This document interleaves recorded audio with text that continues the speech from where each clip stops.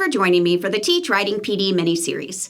In this episode, we'll revisit the concept of building a class writing rubric, which was first introduced in Episode 4. Then, I'll reveal how to raise the writing expectations throughout the year while respecting the diverse range of writing abilities in your classroom. Regardless of when you start your class rubric, it will eventually need to evolve. And that brings us to the focus of this video. The logistics of where, when, what, and how to update an instructional writing rubric used within primary classrooms. Where do you add a new level? The rubric will be a permanent resource in the classroom environment.